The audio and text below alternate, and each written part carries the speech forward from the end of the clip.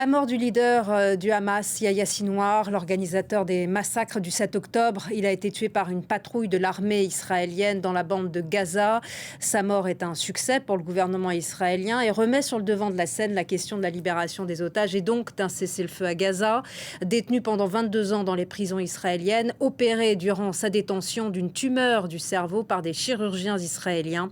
Il était parfaitement connu des services de sécurité israéliens.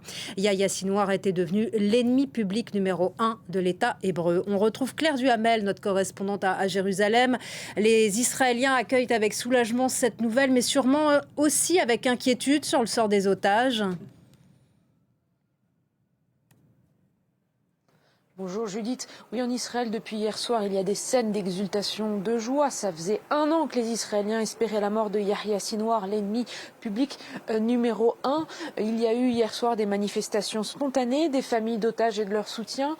Et il y a bien sûr la crainte que le sort des otages ne soit toujours pas réglé, puisque certes, la mort de Yahya Sinwar peut signifier une nouvelle phase dans la guerre, une nouvelle phase de négociation.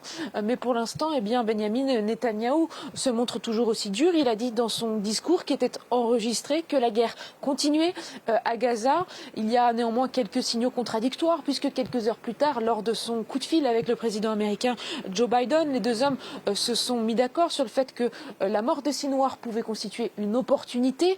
Alors la société civile israélienne, en tout cas les proches des familles d'otages, cherchent de nouveau à renforcer la pression sur le gouvernement car ils estiment que c'est bien des négociations qui pourraient permettre la libération de ceux qui sont toujours vivants aux mains du Hamas. C'est évidemment, après plus d'1 an de guerre, le désir profond d'une partie de la société israélienne qui est extrêmement fatiguée quant au sort des otages dans le cadre de cette guerre à Gaza. Au sein des Gazaouis, tout le monde sait que Yahya Sinwar était craint, mais était-il populaire ? C'est un petit peu ambivalent, c'est-à-dire que il y a une partie de la population gazaoui qui évidemment soutient le Hamas, mais après plus d'1 an de guerre, la critique du Hamas, même si elle est toujours discrète, se fait de plus en plus forte, puisque eh bien, les Palestiniens considèrent tout de même que certes c'est Israël qui détruit leurs maisons, qui tue leurs proches, mais c'est le Hamas qui en est au moins indirectement responsable par ces massacres du 7 octobre. Il me semble que depuis hier, eh bien, une partie de la population civile palestinienne accueille la nouvelle de la mort de Sinwar avec un petit peu plus d'optimisme. C'est plutôt une bonne nouvelle pour une partie de la population. Cela reste assez discret et c'est difficile de saisir les nuances de ce que pensent les gens à Gaza, notamment puisque l'accès à la bande de Gaza est toujours rendu totalement impossible de façon indépendante par l'armée israélienne aux journalistes étrangers.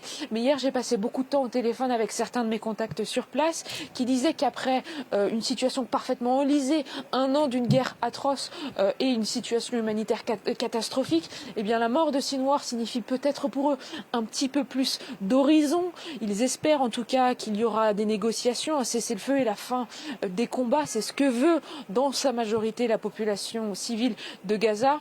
Ensuite, ceux qui pleurent le leader du Hamas et ceux qui s'en réjouissent, chacun pense différemment selon son contexte familial et bien sûr selon les conditions de vie qu'ils ont dans la bande de Gaza. Merci beaucoup Claire Duhamel.